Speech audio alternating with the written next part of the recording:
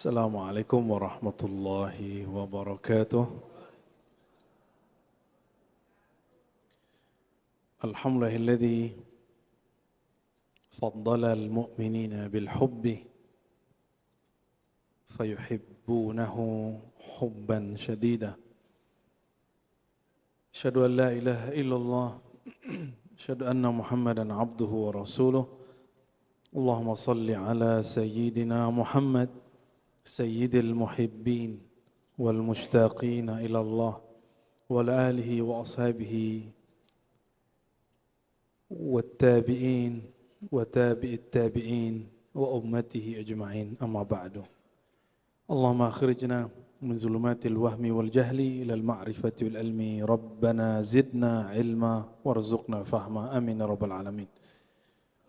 Baik Bapak Ibu yang dimuliakan Allah, InsyaAllah kita masuk ke kitab Mukhtasar Syu'abul Iman.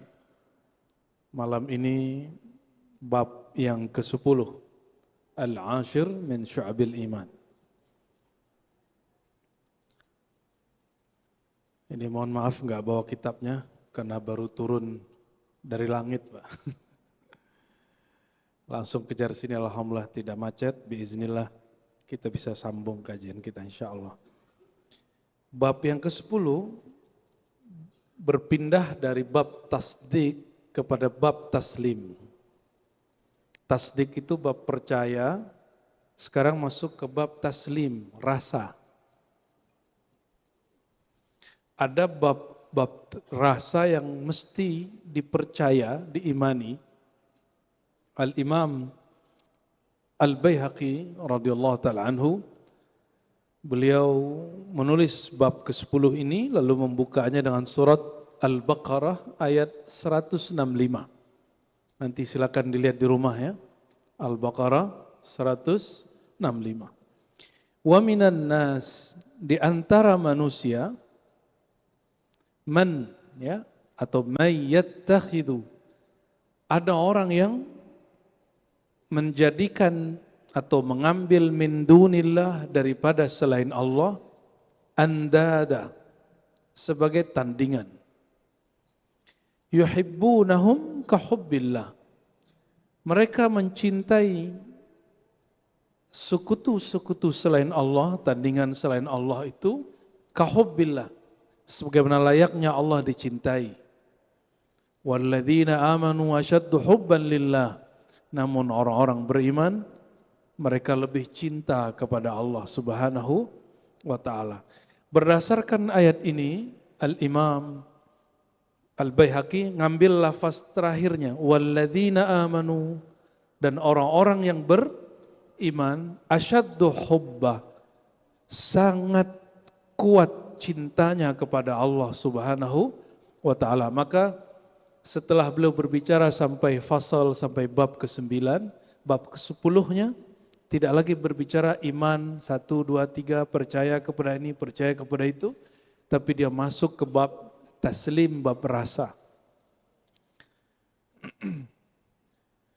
Dan ini irisan daripada ilmu cabang keimanan dengan tasawuf. Oleh karenanya iman itu mencakup ilmu tauhid versi ahli kalam, ahli akidah yang sekarang suka debat-debat Allah di atas atau tidak di atas. Ya, Allah bertempat atau tidak bertempat, sedebatnya nggak beres-beres sampai hari ini. Dan yang kedua, ilmu tauhid menurut ahlul azwaq, ahlul irfan, menurut ahli rohani. Ya. Karena kalau Bapak Ibu buka kitab akidah, tidak ada bab cinta. Yang ada cuma percaya, pembatal iman, pembatal Islam. Kayaknya horor sekali kalau orang belajar akidah itu. Oleh karenanya Imam Al-Baihaqi melihat banyaknya orang belajar akidah, akhlaknya kering. Dia beragama jadi tambah kasar. Di rumahnya menjadi tegas dan keras. Di kampungnya, di kompleknya, di masjidnya menjadi orang yang mencari kesalahan orang terus. Ya, ini terjadi hari ini. Orang beragama bukannya tambah lembut, tapi malah tambah keras. Keracunan dalil. Paham keracunan dalil? Dalil itu bahan obat. Yang boleh meramunya hanya ahlinya. Baru baca-baca bab hukum, bab akidah sudah berfatwa. Bapak Ibu ini boleh nggak baca 1000 buku kedokteran, bolehkah meramu obat? Membaca 2000 buku kedokteran, 10.000 jurnal ilmiah, sudah boleh belum buka praktek? Terus kenapa tidak dipraktekkan ini kepada bab agama? Kedokteran itu duniawi, ini ukhrawi, ini bab agama. Harusnya orang lebih ketat dalam masalah. Ya, inilah kelemahan orang yang kita sekarang mengaku ahlus sunnah. Ahlus sunnah ini sekarang siapa aja ngomong. Baru hijrah kemarin sore, baru cuma nyimak-nyimak channel sunnah, yang lain bid'ah. Syiah dengan segala macam perbedaan kita dengan mereka punya hierarki. Saya diskusi dan mendebat beberapa dokter Syiah, itu mereka bilang, oh itu bukan wilayah saya, itu wilayah imam saya. Yang mereka sebut sekarang ayatullah atau wilayatul faqih. Ya, ada otoritas. Mereka jaga itu. Makanya itu negara nggak sebesar Indonesia, tapi lebih ditakuti oleh musuh sebelah daripada negara kita ya. Tapi semoga dengan kepemimpinan Presiden hari ini Indonesia lebih bertuah. Amin ya rabbal alamin. Kita lihat tentaranya sudah mulai banyak jabatannya ya. Udah mulai dibagi-bagi ya. Semoga tambah kuat negeri ini. Amin ya rabbal. Kalau negeri ini aman, pengajian lancar. Jadi jangan meminta jihad sebelum masanya, bukan pada tempatnya. Jihad kita hari ini mengisi ilmu. Seandainya negeri tidak aman, baru Bapak keluar jihad. Ini kalau kita ajak jihad juga paling-paling takut. Ya.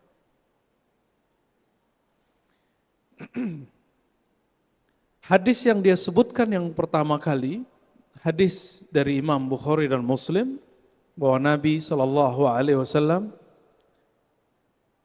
dikatakan oleh Anas bin Malik, Nabi bersabda, "Thalathun man kunna fihi wajada bihinna halawatul iman."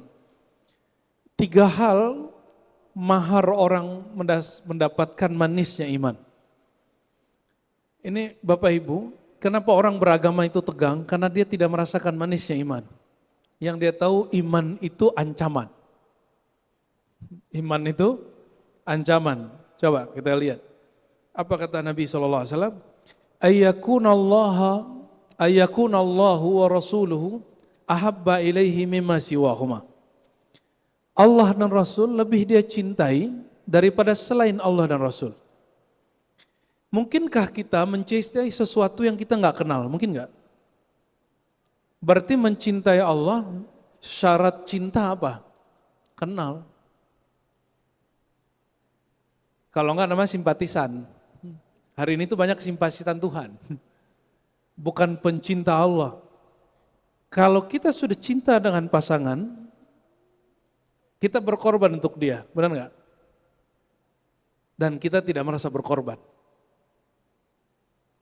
Yang punya istri, suami-suami ini yang bekerja, menafkahi istri beban atau kebahagiaan. Ya, ibu-ibu mungkin juga tidak wajib bekerja, tapi ingin bantu suaminya, terbebani atau malah senang. Mungkin sebagian malah senang ya, bantu suami misalnya gitu. Padahal tidak wajib. Orang kalau udah cinta, hukum formal itu tidak berlaku bagi dia. Ya.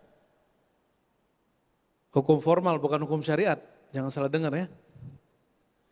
Wahai yuhibbal mar'a la yuhibbuhu illallah. Tidak mencintai seseorang kecuali karena Allah. Kita disuruh mencintai pemimpin dan ulama. Disuruh Pak. Ciri-ciri kiamat sudah dekat, pemimpinnya dibenci. Tinggal pilih, mencintai pemimpin atau tidak. Oh saya nggak suka sepakatannya. Emang semua hal yang kita berbeda pandangan terus kita harus benci? Makanya Imam Al-Baihaqi punya guru namanya Al-Imam Abdurrahman As-Sulami, seorang ahli hadis, ahli tafsir, dan juga mursyid tariqah sufiyah. Dia punya guru namanya Abu Ali Ad-Daqqaq. Apa kata dia? Wahai Tuan Syekh, saya sedang bingung. Tapi saya punya pandangan. Ya, dalam kitab ini lebih sederhana. Abu Ali Ad-Daqqaq yang kasih pertanyaan.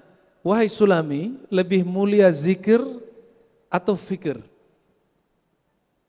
Mana lebih mulia Pak? Anggap aja nih Abu Ali Ad-Daqqaq lagi ngasih pertanyaan sama Sulami. Sulami jamaah Sunda Kelapa.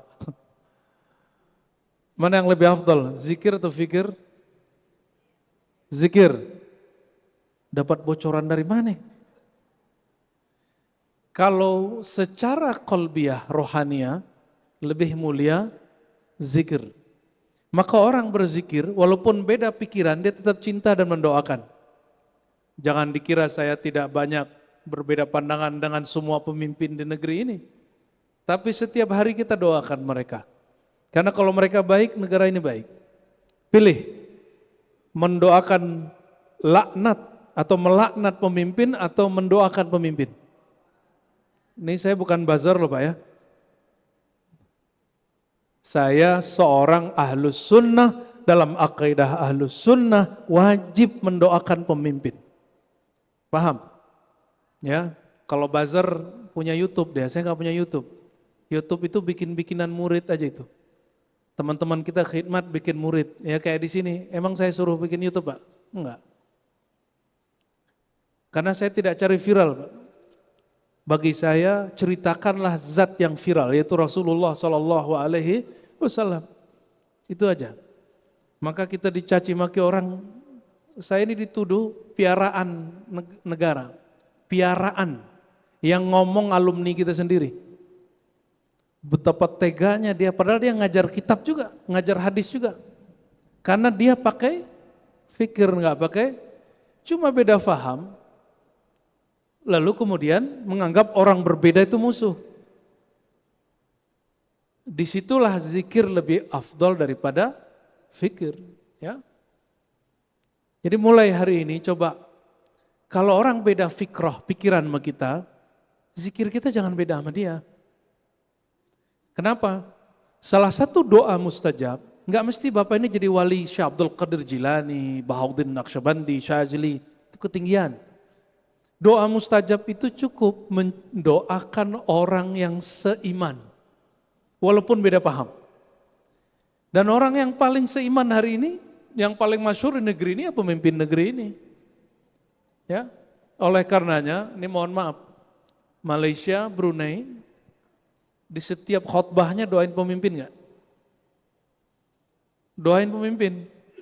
Indonesia melaknat pemimpinnya. Dan Nabi mengatakan dalam hadis Muslim, di akhir zaman pemimpin itu dibenci dan dilaknat. Sebagaimana pemimpinnya melaknat rakyatnya dan membenci rakyatnya. Itu tanda-tanda akhir zaman. Mau menangguhkan akhir zaman? Kita tangguh Pak akhir zaman. Gimana caranya? Doakan pemimpin.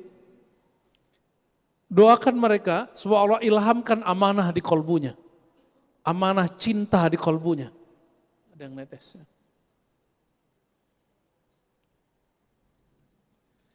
Masih ingat 7 kelompok yang dinaungi oleh Allah dengan naungan yang tidak ada yang dapat naungan di akhir zaman, di akhirat kecuali mereka. Nomor satunya ahli zikir atau pemimpin. Pemimpin yang adil. Kita doakan pemimpin kita adil. Amin ya rabbal alamin. Move on lah, jangan bahas ijazah palsu lagi lah. Ya, malas dengar beritanya ya. Yang ketiga, ayakraha ayyauda fil kufri. Dia benci, malas kembali kepada kekufuran sebagaimana dia tidak suka dilempar kepada api atau neraka. Jadi kalau diajak ke maksiat lagi, itu dia kayak jijik gitu. Bukan jijik sama orangnya, jijik sama perbuatan dia sendiri. Nah, ini hijrah syaitan, hati-hati. Hijrah syaitan Dia ketika ngaji jadi soleh, dia benci sama kawan-kawan dia. Itu mereka yang menyesatkan aku itu. Aku gak mau balik ke mereka. Ada yang begitu? Oh, artis banyak yang begitu. Makanya jangan jadi ustadz dulu, jadi artis saja ya. Apalagi mu'alaf. Udah 7 tahun masih ngaku mu'alaf. Berarti sahabat Nabi mu'alaf semua dong. Ya, betul nggak? Sahabat Nabi mu'alaf semua Pak. Adakah mereka ngaku mu'alaf? Nggak ada. Maka ngaku mu'alaf itu bid'ah. Ya, jadi kalau ada yang ngaku mu'alaf bilang ente bid'ah gitu aja. Nabi nggak ada mu'alaf-mu'alafan. Semua sahabat itu mu'alaf. Apa arti mu'alaf? Wal mu'allafati qulubuhum. Orang yang sedang dicari kelembutan hatinya untuk menerima iman. Ane sudah mu'alaf 30 tahun lalu, ya salam. Itu bukan lagi, ente lebih tua dari anak aneh itu. Ya, jadi jangan lagi ngomong begitu. Oke? Cukup katakan apa? Saya sedang belajar Islam sudah berapa tahun ini, gitu cukup. Berarti dia nggak move on. Dia hanya pengen dapat dana zakat 1/8%. Ya. Sorry, ya, kita nggak mau dibodohin juga. Wabihan ba'nal Baihaqi qala sami'tu Abu Abdurrahman Sulami. Imam Baihaqi pernah berkisah tentang pertemuan dia, dialog dengan Imam Sulami. Siapa tadi? Sulami, guru dari Al-Baihaqi. Imam Abdurrahman Sulami ini wafat tahun 412 Hijriah. Sekarang sudah berapa? 14, 46. Ini ngaji hadis sedikit ya. Abu Abdurrahman Sulami ini murid dari Imam Daruqutni. Imam Daruqutni dialah salah satu orang yang mengkritik Bukhari, Sahih Bukhari. Asbab kritik dia Sahih Bukhari jadi viral. Asbab dia kritik Bukhari, Sahih Bukhari jadi viral. Ini Imam Daruqutni. Jadi tidak semua orang yang kritik kita itu menghancurkan kita Pak. Karena Daruqutni bisa membedakan antara fikrah dan zikr. Dia mengkritisi Imam Bukhari bukan sosoknya, tapi metode dia mengatakan ini sahih tidak sahih. Ya. La haula wala quwwata illa billah. Tapi dia tidak mengkritisi sosoknya. Ya. Paham maksudnya? Jadi kita kalau beda pandangan sama orang, jangan serang pribadi dia. Itu childish. Kalau beda pandangan, jangan cari tahu keburukan masa lalu dia. Cukup kritisi saja pandangannya. Sama nih, Bapak nggak suka habaib, jangan serang pribadi dia. Serang saja apa yang Bapak tidak suka. Nggak usah kemudian apa? Oh, cari kesalahan, masalah dia dawir, masalah dia apa lagi? Dia urusan rumah tangganya nggak usah, itu nggak usah diurus. Pekerjaan dia nggak usah diurus. Masa kecil dia nggak usah diurus. Cukup kritisi apa yang kita tidak suka. Begitu juga ke fulan, syekh fulan, ustadz fulan ya. Imam As-Sulami ini yang mengajarkan Imam Baihaqi adab. Beradab itu bagaimana caranya. Nah, Imam As-Sulami nulis kitab hadis, nulis kitab tafsir, nulis kitab macam-macam, dan kata Imam Al-Khashab, dia dicintai oleh pemimpin, rakyat, ulama, orang awam. Sampai dia nulis satu kitab yang kontroversial judulnya Haqa'iqut Tafasir. Haqa'iqut Tafsir, ini kitab dia baca ayat lalu hatinya dapat ilham itu ditulis. Itu kalau dia buka majelis Haqa'iqut Tafsir, ini Bapak Ibu nih enggak muat ya. La haula wala quwata illa billah. Jangan kaget. Ini baru geledek ini, belum kiamat ini. Jangan suka kaget, baca la haula wala quwata illa billahil azim. Orang suka kaget itu gimana nanti kalau terjadi dukhon, ada dentuman di suatu Ramadan walaupun hadisnya dhaif, tapi secara isyarat dibenarkan oleh ahlul ilham. Nanti gila semua nanti paling. Ya. Baru pandemi aja udah pusing. Gimana nanti kalau dentumannya lebih besar?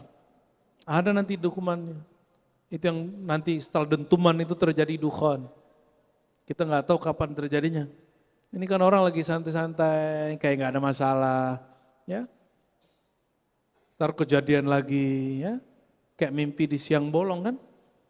Number one-nya siapa? Yang kena pertama kali kena pandemi masih ingat? Lupa kan? Lupa. Depok Pak. Saya lagi tinggal di Depok saat itu. Ya salam. Depok yang kena, yang lockdown Jawa. Allahumma sholli ala sayyidina Muhammad. Imam Sulami, beliau ngajarkan adab dan beliau ini unik di saat orang mengkafirkan Al-Hallaj, dia izinkan di majelis zikirnya, di majelis hadis dia, setelah ngaji, orang diizinkan mendendangkan syair-syair Al-Hallaj. Syekh Siti Jenarnya Indonesia lah. Kontroversialnya orang emang.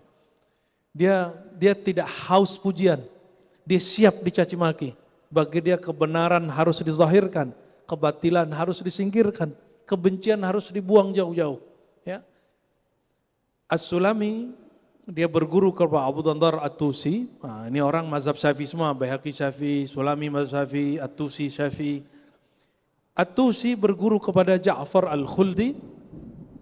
Ja'far Khuldi ini salah satu khalifah pewaris tasawuf Imam Junaid.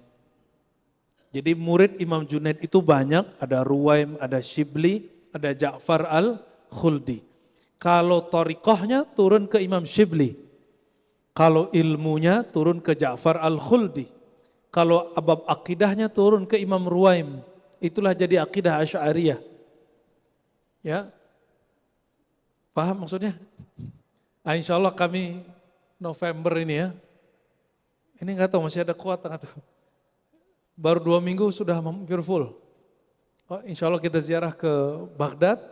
Syekh Abdul Qadir Jilani salah satunya adalah Imam Junaid dan murid-muridnya termasuk Ja'far Al-Khuldi ini. Ya. Insya Allah. Ini Al-Baihaqi orang Iran, Sulami orang Iran, dia berguru kepada orang Tus kampung Imam Ghazali, orang Tus berguru kepada Ja'far Khuldi orang Irak. Orang Irak ini tepatnya di Baghdad mengatakan Sami'tul Junaid, aku mendengar Imam Junaid, Imam Baghdad, Kutub Al-Ghaus di zamannya berkata qala rajul li Saris Sakti, ada orang bertanya kepada guruku Saris Sakti. Saris Sakti ini sezaman dengan Imam Ahmad bin Hanbal, pendiri mazhab Hanbali. Ya, apa kata orang ini? Kaifa anta? Bagaimana keadaan hatimu wahai Tuan Syekh? Orang ini sebenarnya Junaid itu sendiri. Junaid inilah yang nanya ya. Nah, Bapak kalau punya talqin zikir Bapak Ibu, zikir itu ditalqin, dibimbing sama guru. Itu silsilahnya lewat orang ini. Junaid, Saris Sakti punya guru namanya Ma'ruf Qarqi, Dawud Ta'i, Hubayb Al-Jami, Hasan Al-Basri, Sayyidina Ali. Ada jalur Habaib juga, bukan Habaib, Ashraf kita sebutnya. Apa jawaban beliau? Jawaban Imam Saris Sakti, orang yang jarang sekali tidur malam hari. Ngapain dia? Kalau Bapak Ibu nih kalau nggak tidur malam hari ngapain? Main YouTube, nonton Netflix. Apa jawaban beliau? Apa kondisi hatimu wahai Tuan Syekh? Jawaban dia, man lam yabit wal hubbu hasfu fuadih. Siapa yang tidak tidur malam hari, wal hubbu hasfu fuadih, sedangkan cinta memenuhi fuadnya, kolbunya. Maksudnya dia tidur tapi kolbunya belum penuh cinta kepada Allah. Enggak punya wirid, enggak punya amal. Lam yadri kaifa tufattatul akbad. Orang ini tidak tahu bagaimana sakitnya orang punya liver. Ini kabar buruk tapi kabar baik. Orang pertama kali coba punya wirid malam hari, livernya akan terganggu, Pak. Awal-awal terganggu, lama-lama tubuhnya melawan, itu sama dengan vaksin yang alami. Jangan hanya vaksin dari luar badan, tusukin. Inilah anehnya dokter-dokter hari ini, mohon maaf kalau ada Pak Dokter. Ya, mohon maaf sekali. Kita ini kalau ada orang, wah ini vaksin nih, dimasukkan sesuatu yang di luar diri ke dalam badan, betul nggak? Padahal ada vaksin luar biasa yang menguatkan liver kita. Apa itu? Bergadang tapi kolbunya koneksi kepada Allah Subhanahu wa ta'ala. Kalau begadangnya di kafe, begadangnya nonton, itu livernya hancur tuh. Kok bisa beda? Nanti kita jelaskan di waktu lain, kan waktunya pendek sekali. Oh, di sini juga ada ya. Dia diskusi dengan gurunya Sulami. Sulami cerita dari Abu Nadhar, dari At-Tusi, tapi bukan dari Junaid. Pernah dengar Rabi'atul Adawiyah? Nah ini sanad dia ke Rabi'ah. Jadi Rabi'ah ini juga mengajarkan ilmu dan ada torikohnya Pak. Torikotul Hub namanya. Ini sanad dia kepada Al-Waliyah Al-Azimah Rabi'ah. Sulami dari At-Tusi, At-Tusi dari Abu Al-Qasim Ar-Razi, dari Abu Dujanah mengatakan, kanat Rabi'ah, adalah Rabi'atul Adawiyah, idza ghalaba alaihi halul hub, jika dia sedang mabuk cinta kepada Allah. Pernah mabuk cinta enggak sama Allah, Pak? Pernah kasmaran enggak sama seseorang? Pernah? Kasmaran dengan Allah pernah enggak? Pernah? Ini orang kasmaran tuh gini, kalau mohon maaf ya, kalau dia di sekolah, kita kalau membayangkan dia ada di sekolah, kita semangat pergi sekolah Pak. Bajunya dibagus-bagusin, make upnya ditebel-tebelin. Ya. Kalau dia di majelis, Masya Allah, disoleh-solehin gitu. Kalau ngomong tuh kalau bisa Masya Allah, tabarakallah, hakikatullah, itu semuanya. Pengen terlihat perfect di depan orang itu, dan cukup menatap wajahnya, hati kita senang. Tapi ada cirinya, kalau kita tatap pertama berdesir, berarti sedang kasmaran. Kalau nggak berdesir, itu namanya syahwat aja. Kalau kasmaran itu cintanya agak murni-murni dikit. Ya, dia nggak membayangkan adegan sensual, nggak. Dia lebih membayangkan, aku dapat perhatian orang yang aku cintai. Cintanya masih murni. Cintanya masih murni. Walaupun nanti lama-lama juga ingin disentuh, dibelah, itu lama-lama itu Pak. Apa kata Rabi'ah? Ta'sil ilaha wa anta tuzhir hubbah.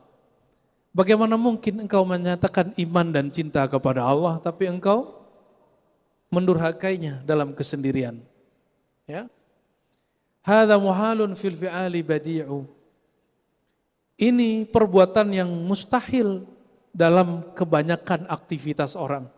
Lau kana hubbuka shadiqan la ta'tahu.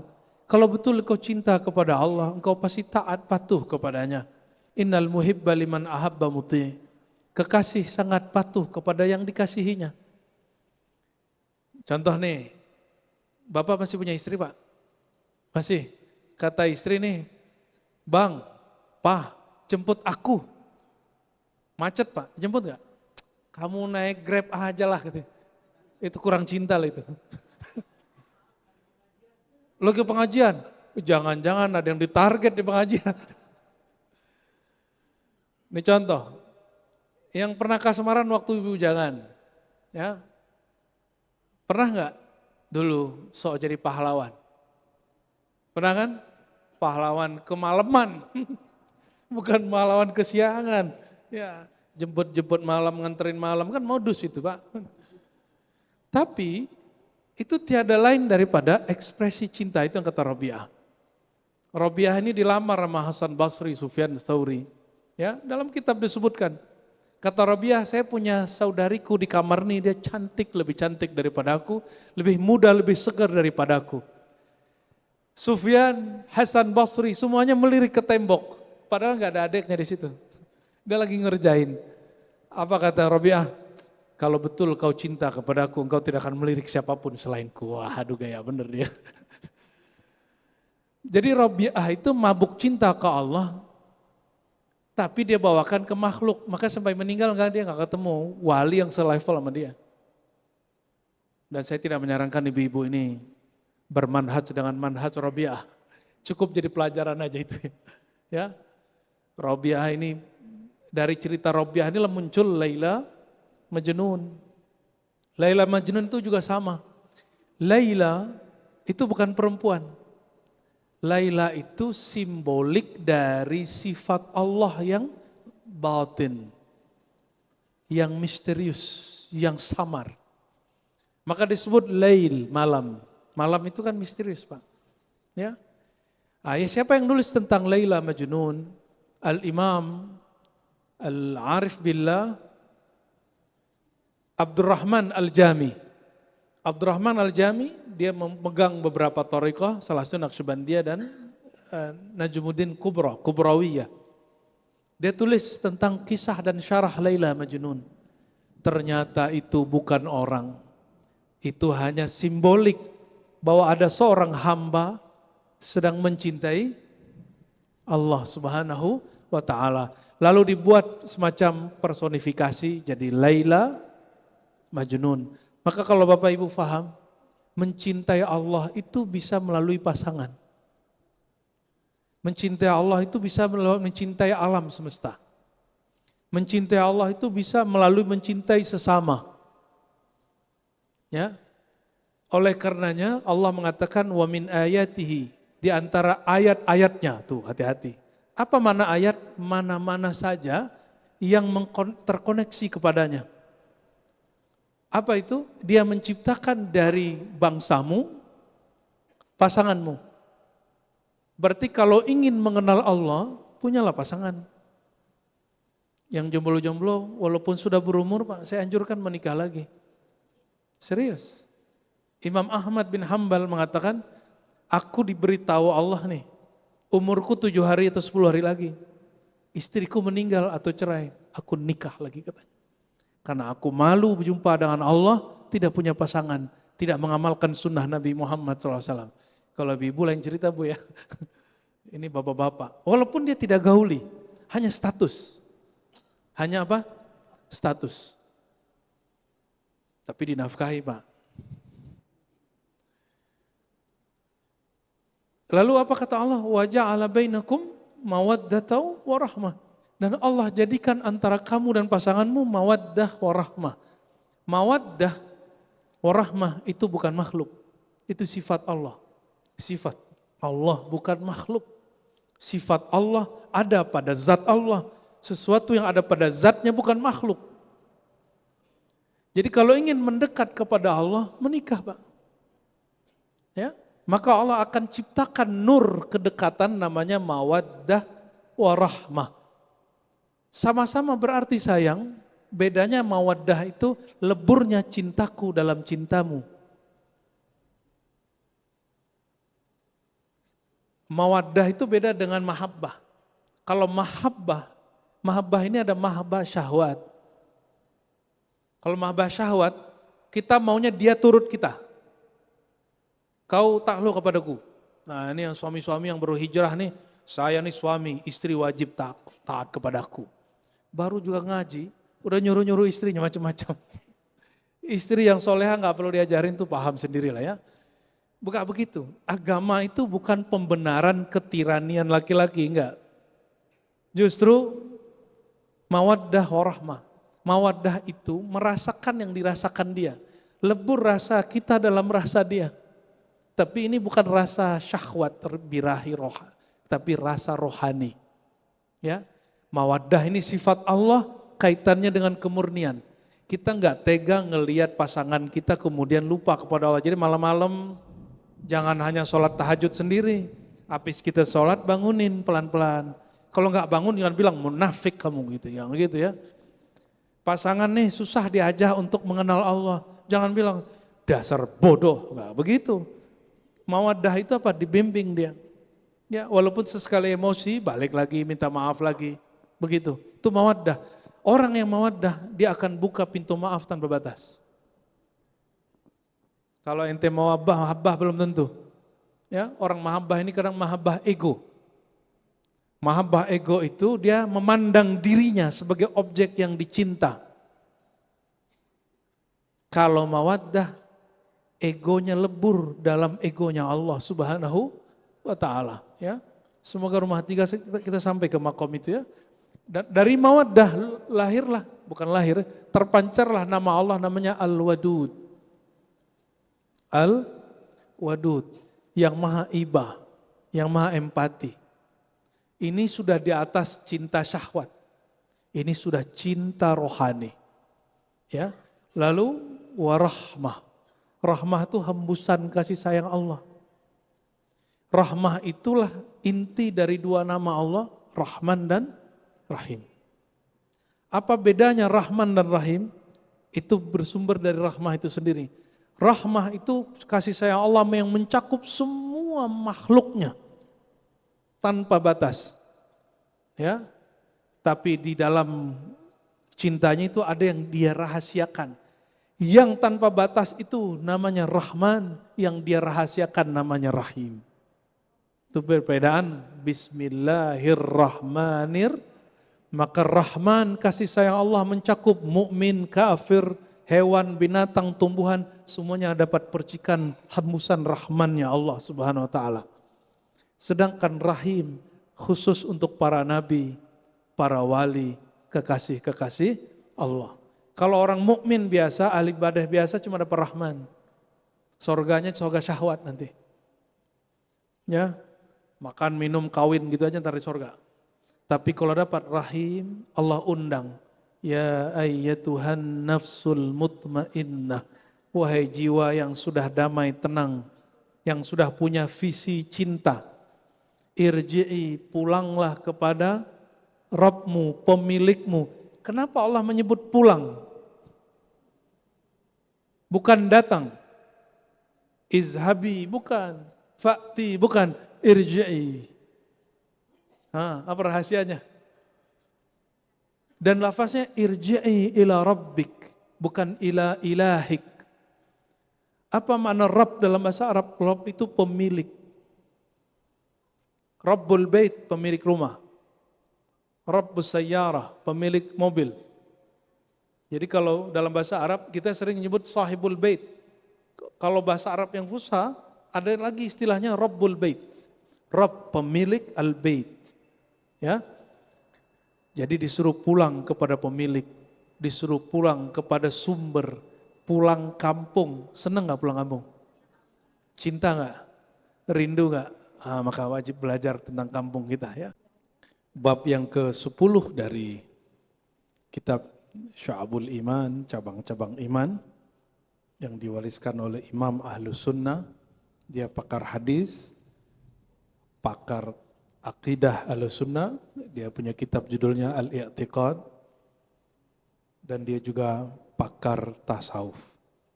Nah, kita beruntung, jadi kalau belajar Islam itu, agama ini jangan hanya sepotong-sepotong.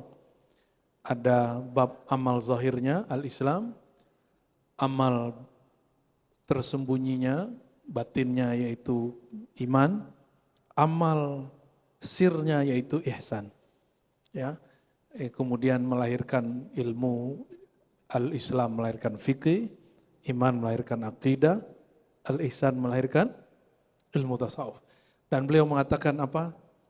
Bahwa percaya bahwa iman kepada Allah itu wajib, itu salah satu cabang dari iman.